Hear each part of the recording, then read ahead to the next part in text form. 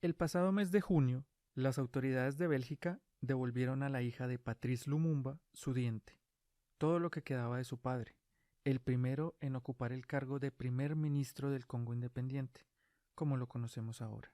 En 1961, Lumumba, luchador contra el colonialismo, fue torturado, luego fusilado y su cuerpo cortado en pedazos y disuelto en ácido.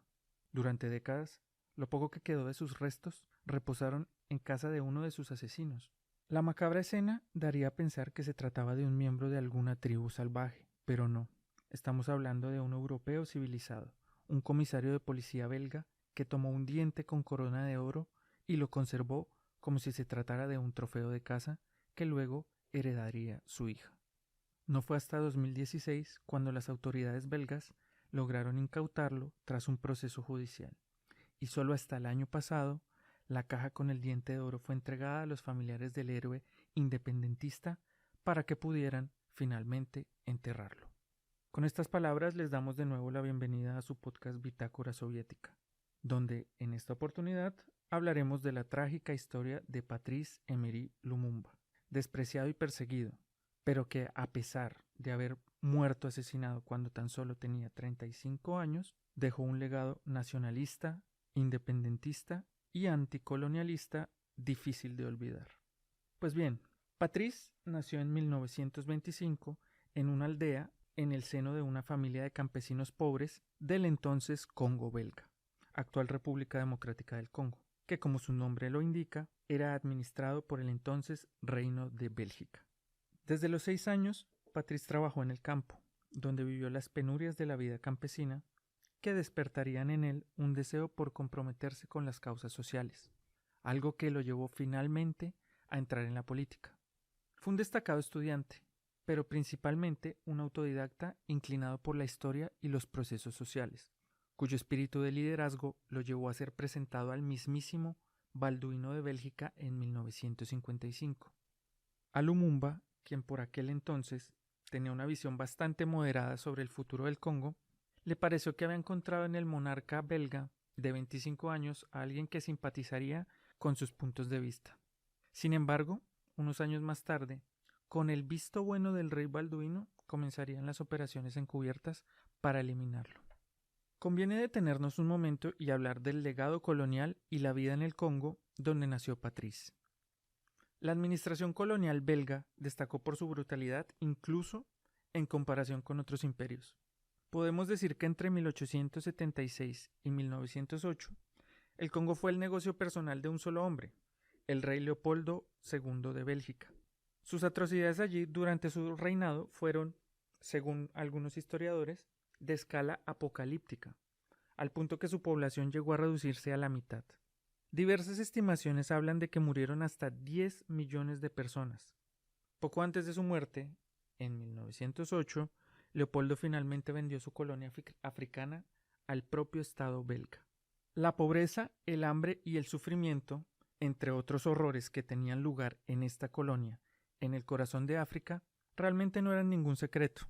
Sobre aquel Congo, colonizado y devastado por Leopoldo II, se escribió un famoso libro titulado El corazón de las tinieblas, del británico Joseph Conrad, que por cierto fue tomado de base para escribir el guión de Apocalypse Now, la épica película bélica de 1979 dirigida por Francis Ford Coppola. El caucho, indispensable para la industria europea, se convirtió en una maldición y en la peor pesadilla para la población local. Aquel que incumpliera con las cuotas de recolección de la emulsión lechosa era castigado con la muerte. Además, los funcionarios coloniales tenían que presentar las manos de sus víctimas como prueba de que habían disparado a alguien, ya que se creía que de lo contrario utilizarían la cara munición indebidamente, por ejemplo, para cazar. Como consecuencia, las cuotas de caucho terminaron pagándose en partes con manos cortadas.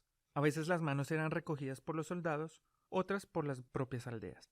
Hubo incluso pequeñas guerras en las que las aldeas atacaban a las vecinas para recoger gente y cercenarles las extremidades porque sus cuotas de caucho eran demasiado irrealizables.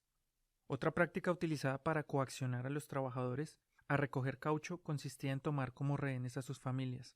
Las autoridades reprimían cualquier rebelión de la manera más feroz y cruel. Por cierto, hay una foto muy conocida de la época, de un hombre negro que está sentado y mirando pensativo las manos cortadas de su hija, que tan solo tiene 5 años, lo que resulta ser una muestra de cuán brutal fue el proceso de acumulación de capital para financiar el desarrollo de la Europa moderna. Con la Segunda Guerra Mundial, el mundo se embarcó en un proceso de transformación y tras la derrota del nazismo, germinaron sentimientos anticolonialistas y de liberación, y la hora del derrumbe de los grandes imperios coloniales parecía haber llegado. Naturalmente las metrópolis no iban a rendirse fácilmente, y tratarían que su retirada de los países bajo su dominio colonial fuera una mera formalidad, y que se mantuviera al mismo tiempo la plena dependencia económica. Volviendo a lo que nos compete, el Congo, Bruselas en este contexto apostaba por el establecimiento de, digámoslo así, un estado títere, que pudiera darles el control continuado de los recursos naturales, sobre todo de las reservas de uranio, que en ese entonces, y tal vez hasta ahora, tienen una gran importancia estratégica. Fue así que Lumumba fue visto inicialmente como esa marioneta perfecta para tales propósitos. Patrice formaba parte de los llamados evolués o evolucionados, un término colonialista para referirse a un africano nativo que ha sido europeizado a través de la educación o la asimilación cultural y que adopta patrones de comportamiento y valores europeos. La administración colonial vio en ello un importante mecanismo de asimilación y retención del control sobre la población. Para poner a Lumumba de su parte, organizaron un viaje a Bélgica, instándole a colaborar con las autoridades. Pero cuando eso fracasó, empezaron las presiones de otro tipo, como acusaciones de robar dinero. Y aunque no habían pruebas admisibles de su culpabilidad, fue a la cárcel. En 1959 fue detenido de nuevo, pero liberado por la presión popular. En las primeras elecciones del país, en mayo de 1960, el partido de Patrice Lumumba obtuvo 44 escaños en el Parlamento y él se convirtió en el primer ministro. Durante las conmemoraciones oficiales de la independencia, destinadas a marcar el final armonioso del gobierno belga, que contaron además con la presencia del rey Balduino, Lumumba, en contra del protocolo, tomó la palabra y pronunció un vehemente discurso. Este discurso fue en gran parte una respuesta a las palabras de Balduino de que al final del gobierno colonial en el Congo se había representado como la culminación de la misión civilizadora de los belgas iniciada por Leopoldo II. Lumumba le contó al pueblo congoleño sobre la terrible vida colonial, sobre la lucha y los nuevos desafíos para un futuro, diciendo que la independencia del Congo era un paso decisivo para la liberación de todo el continente africano. Cuenta la leyenda que Lumumba terminó su discurso diciendo en la cara del rey: «Ya no somos sus monos». Sin embargo, esta frase no aparece en las transcripciones oficiales de sus palabras ni en las grabaciones. Al no congeniar con la causa colonialista, a Lumumba y a los miembros de su gobierno se les acusó de comunistas, pero en realidad no lo eran. Denunciando las afirmaciones de la propaganda hostil imperialista, Patrice argumentó en alguna oportunidad que la acusación de que se había vendido a los comunistas era producto de su negativa a aceptar las ofertas de varias potencias occidentales para pactar con ellos, cosa que consideraba un claro acto de corrupción en el que no estaba dispuesto a participar. Cabe resaltar además que como primer ministro, Lumumba contemplaba un plan para hacerse gradualmente con el control de los abundantes recursos y la economía del país. Pretendía restablecer una economía nacional basada en la industria del sector público, prohibir la entrada de capital extranjero y desarrollar las empresas nacionales. También pretendía garantizar la retirada de las tropas extranjeras del Congo y el traspaso de la base de la OTAN al control del gobierno.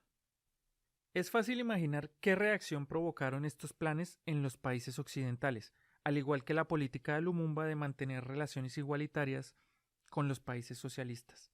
Cabe reiterar que su acercamiento con la Unión Soviética fue muy exagerado por la propaganda y que, hablando de política exterior, Lumumba era partidario del movimiento de países no alineados, que surgió en la Guerra Fría para defender su neutralidad e intereses frente a los bloques hegemónicos capitalista y comunista. Fue así como el presidente estadounidense de ese entonces, Dwight Eisenhower, dio luz verde para emprender acciones directas contra Lumumba. El plan aprobado para eliminar al gobierno y al primer ministro de este país se denominó Flecha Azul. El director de la CIA, Allen Dulles, declaró que Lumumba era como Fidel Castro o algo peor, ya que representaba una fuerza peligrosísima para Washington en el centro de África. A mediados de agosto de 1960, las autoridades belgas sancionaron una operación encubierta para eliminar a Lumumba. Joseph Mobutu, un militar congoleño, desempeñó un papel siniestro en estos planes. También formaba parte de los Evolué y tras servir en el ejército, llegó incluso a trabajar algún tiempo como periodista. Inmediatamente después de la independencia, una grave crisis política se apoderó del país.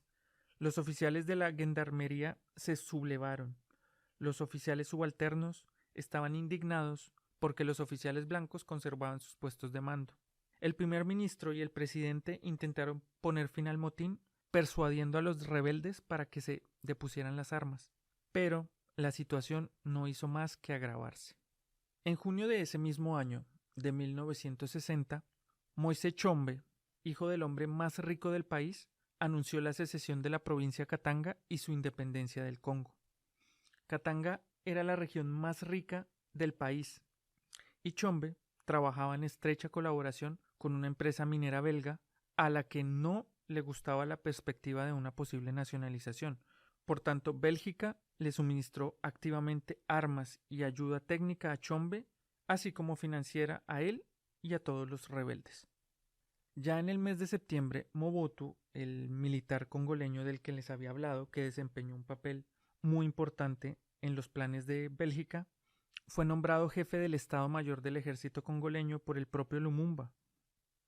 Derrocó al presidente y jefe de gobierno con la ayuda, digámoslo así, indisimulada de los servicios de inteligencia estadounidenses y belgas.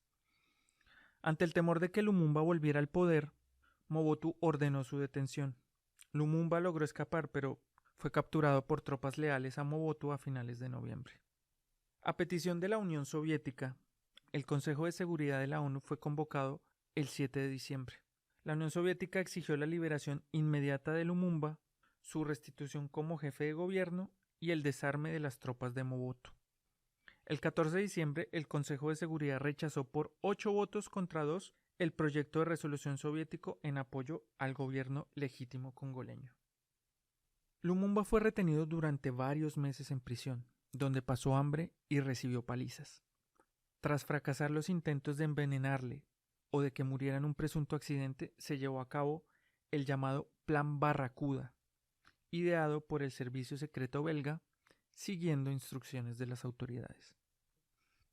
Cabe recordar que a principios de octubre, unos meses antes de que Lumumba fuera arrestado, el ministro belga de Asuntos Africanos, el conde d'Aspermont Linder, telegrafió en secreto al consulado belga en el Congo y escribió las siguientes palabras: lo más importante es lograr la eliminación de Lumumba.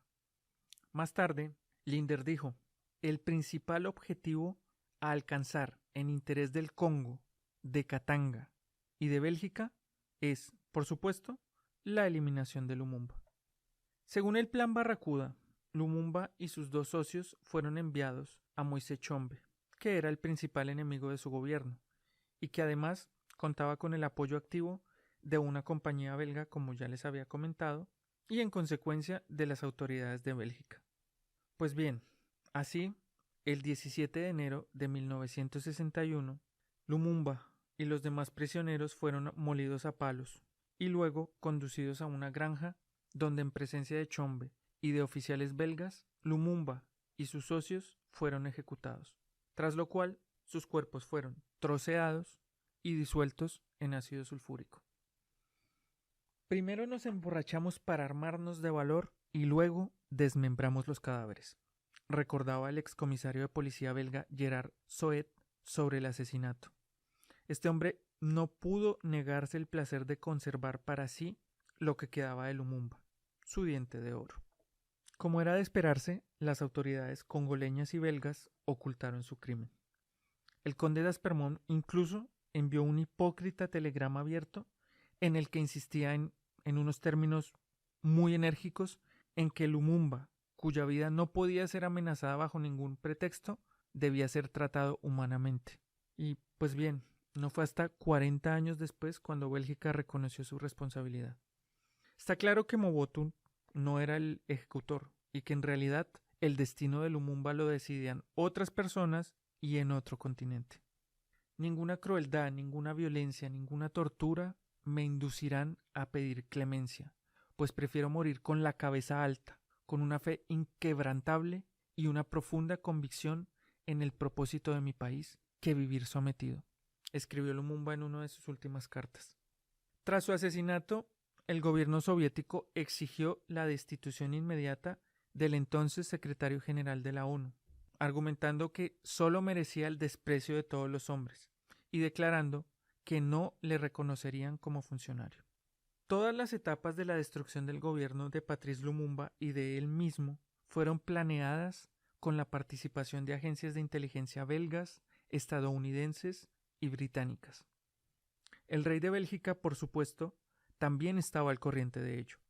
Bélgica suministraba, entre otros, armas y transporte a los opositores del gobierno independiente, fomentando una guerra civil. El presidente estadounidense Eisenhower aprobó las actividades de la CIA en la elaboración de planes para asesinar al primer ministro de la nación. Según el parlamentario David Lee, la baronesa Daphne Park, una espía británica, poco antes de su muerte afirmó haber estado involucrada en la organización del secuestro y asesinato de Patrice Lumumba. Park supuestamente le dijo con orgullo: sí, lo organicé yo, y le confió que el razonamiento detrás del asesinato fue el temor del M-16, la agencia de inteligencia británica, de que Lumumba entregaría el control a los rusos de las minas de uranio, de diamante y de otros minerales. Pero esto no se reconocería oficialmente hasta décadas más tarde. Por aquel entonces, en los años 60, la versión soviética de que Patrice había sido asesinado por los belgas junto con los de la CIA y otros servicios secretos fue tachada de propaganda y fue motivo de risa. 4 años después del asesinato de Lumumba, Mobutu tomó el poder en el Congo y durante 30 años estuvo al timón del Estado. Se dio asimismo el pomposo nombre de Mobutu Sese Seko Nkuku Waza Banga, que se traduciría al español algo así como el guerrero todopoderoso que, debido a su resistencia y voluntad inflexible, va a ir de conquista en conquista, dejando el fuego a su paso. La propaganda oficial lo apodó semidios y salvador del país. Durante este tiempo se embolsó decenas de miles de millones de dólares. Mobutu compró las villas más ostentosas de Europa y construyó palacios en su país. Miles de millones de dólares por la venta de ricos recursos del Congo fueron a parar a las cuentas de Mobutu y a las de sus parientes. Se destinaba más dinero del presupuesto al mantenimiento del jefe de Estado que a educación, sanidad y otras necesidades sociales juntas. Con el colapso de la Unión Soviética y el fin de la Guerra Fría, Mobutu dejó de interesar a Occidente como luchador contra el comunismo en el continente africano. Todo se vino abajo de la noche a la mañana en 1997. El dictador, enfermo de cáncer, ya no pudo detener a sus oponentes. En mayo de 1997 huyó a Marruecos, donde unos meses después murió. En su carta de despedida a su esposa, Patrice Lumumba escribió: «Lo único que queríamos para nuestro país era el derecho a una existencia digna, a la dignidad sin hipocresía, a la independencia sin restricciones. Llegará el día en que la historia tendrá la palabra». Y con esta hermosa reflexión terminamos por hoy el podcast Bitácora Soviética. Como siempre, esperamos que haya sido de su agrado y que lo hayan disfrutado tanto como lo hemos disfrutado nosotros. Hasta la próxima.